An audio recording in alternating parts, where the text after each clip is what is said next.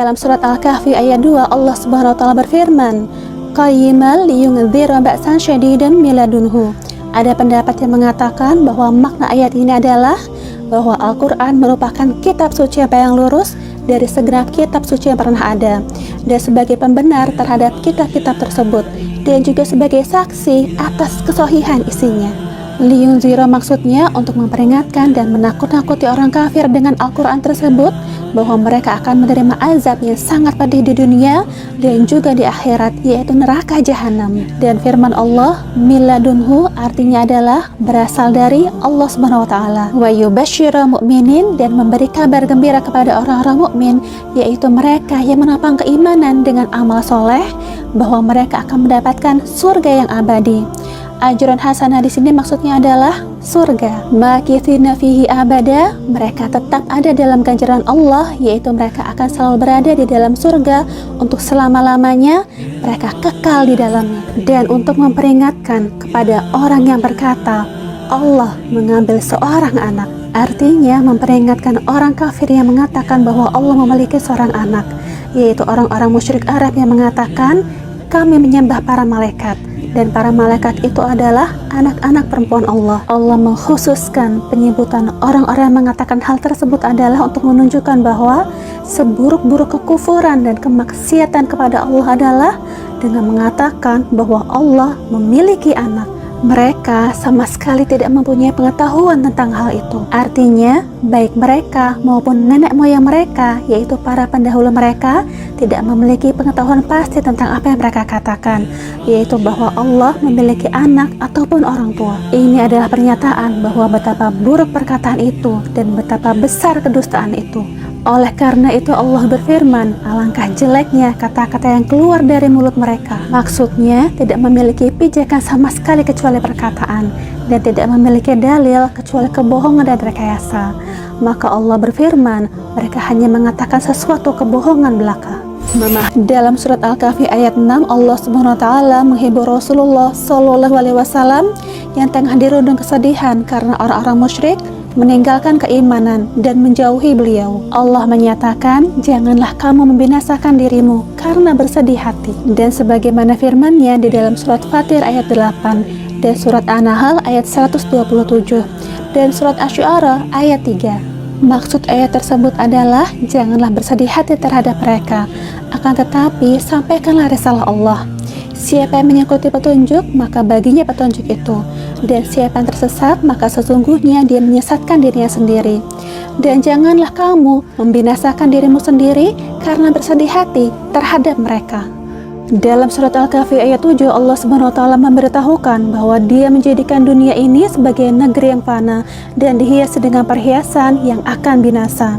Serta sesungguhnya Dia menjadikan dunia ini sebagai negeri ujian, bukan negeri keabadian. Allah Subhanahu wa taala berfirman, sesungguhnya Kami telah menjadikan apa yang ada di bumi sebagai perhiasan baginya, agar Kami menguji mereka siapakah di antaranya yang terbaik perbuatannya. Sesungguhnya Kami menjadikan berbagai keindahan yang ada di atas bumi, yang terdiri dari manusia, hewan, rumah, tambang, tumbuhan, hal-hal yang menyenangkan dan indah, sebagai perhiasan yang fana bagi dunia dan penghuninya. Kami memperlakukannya sebagai pihak yang diuji untuk diketahui siapa yang baik perbuatannya dan siapa yang buruk. Kami akan memberi pahala bagi mereka yang berbuat kebaikan dan memberi hukuman bagi yang berbuat kejahatan. Maksud dari yang terbaik perbuatannya adalah zuhud di dunia, tidak terpedaya olehnya, dan menjadikannya sarana dan jembatan untuk kebahagiaan akhirat. Rasulullah Shallallahu alaihi wasallam bersabda, sesungguhnya dunia ini manis dan hijau, indah, dan sesungguhnya Allah menjadikan kalian menempatinya,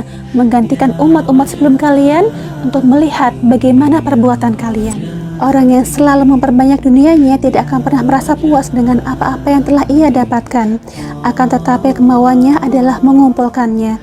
Yang demikian itu terjadi karena tidak adanya pemahaman tentang Allah SWT dan tentang Rasul-Nya, sehingga fitnah didapat di dalamnya, dan pada umumnya mereka tidak selamat. Maka telah beruntung orang yang telah memeluk Islam dan diberi rizki yang cukup baginya, dan Allah menjadikannya puas dengan apa-apa yang telah Dia berikan. Ubay radhiyallahu anhu suatu kali mengucapkan, Ahsanu amala, yang terbaik perbuatannya adalah yang bagus amalnya dengan mengambil haknya dan menafkahkannya sesuai haknya dengan keimanan, dan menunaikan ibadah fardu dan menjauhi hal-hal yang diharamkan, dan memperbanyak amalan sunnah atau amalan yang dianjurkan untuk dikerjakan. Rasulullah SAW bersabda kepada Sufyan bin Abdullah As-Saqafi ketika ia berkata, "Wahai Rasulullah, katakan kepadaku berkenaan dengan Islam suatu perkataan yang menjadikan aku tidak bertanya kepada seseorang lagi sepeninggal engkau, dalam suatu riwayat selain engkau." Beliau menjawab, "Katakan, aku beriman kepada Allah, kemudian istiqomahlah." Dalam surat Al-Kahfi ayat 8, Allah Subhanahu wa taala menyebutkan alasan agar Rasulullah SAW berpaling dari perbuatan orang-orang kafir. "Sesungguhnya kami jadikan dunia dan apa yang ada di atasnya yang selama ini menjadi perhiasan dunia akan hancur lebur, tiada tersisa." Terkait ayat ini, Ibnu Abbas radhiyallahu anhu mengatakan, Allah akan membinasakan dan menghancurkan segala sesuatu yang ada di atasnya. Maksud dari ayat ini adalah sebagai pelipur lara bagi Nabi SAW. Jika keadaan dunia akan ditutup dengan kondisi seperti ini, maka janganlah engkau, wahai Rasul, berputus asa dan bersedih hati dengan apa yang kamu lihat dan kamu dengar di dunia ini. Tidak perlu kamu menyusahkan, membinasakan, atau bahkan membunuh dirimu sendiri karena penolakan mereka terhadapmu, juga kekufuran mereka terhadap Al-Quran.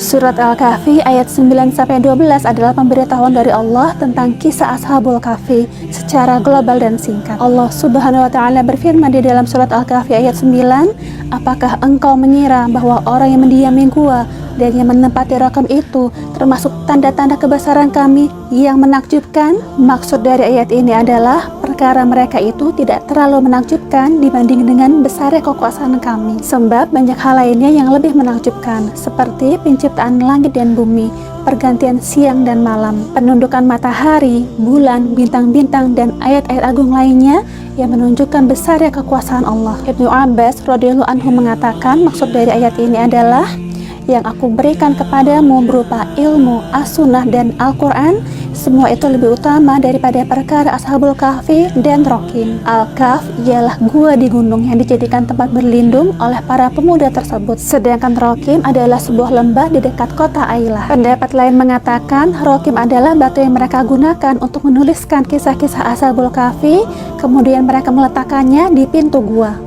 Allah Subhanahu wa taala mengajarkan bahwa kisah tentang Ashabul Kahfi tidaklah terlalu mengherankan dibandingkan ayat-ayat Allah yang lainnya, karena penciptaan langit dan bumi dengan segala yang ada lebih mengagumkan lagi daripada kisah mereka. Oleh karena itu, selidikilah apa yang tertulis dalam lembaran-lembaran alam semesta, dan bukan hanya yang tertulis di dalam lembaran-lembaran gua belaka. Sebutlah, hai Rasul, ketika para pemuda itu berlindung ke dalam gua untuk membela keyakinan agama mereka agar tidak mendapat bencana dari para penyembah patung dan berhala.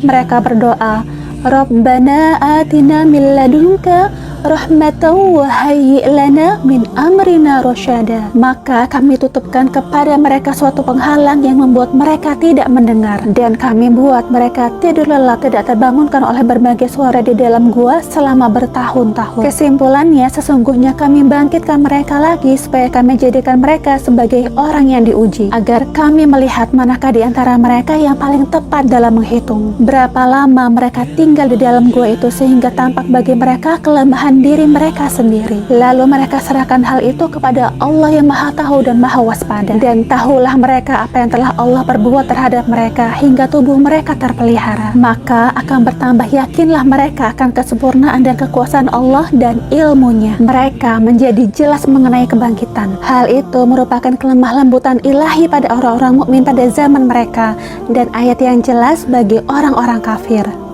Dalam surat Al-Kahfi ayat 13, Allah menyebutkan mereka adalah sekumpulan orang yang masih muda. Mereka lebih dapat menerima jalan kebenaran dan lebih baik dalam meniti jalan petunjuk dibanding orang-orang tua yang bersikap arogan dan terjerumus ke dalam agama yang batil.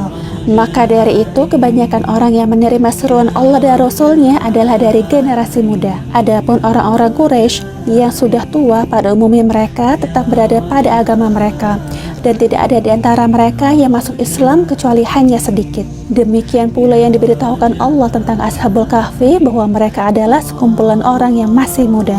Lebih dari satu imam, diantaranya Imam Al-Bukhari, yang menjadikan ayat ini sebagai dalil bahwasannya iman itu dapat bertambah dan berkurang, dan bahwa iman itu memiliki tingkat keutamaan yang berbeda-beda. Maka dari itu Allah Ta'ala berfirman, dan kami tambahkan petunjuk kepada mereka, sebagaimana firman Allah di dalam surat Muhammad ayat 17, surat At-Taubah ayat 124, dan surat Fat ayat 4. Memahami Al-Quran dengan tafsir.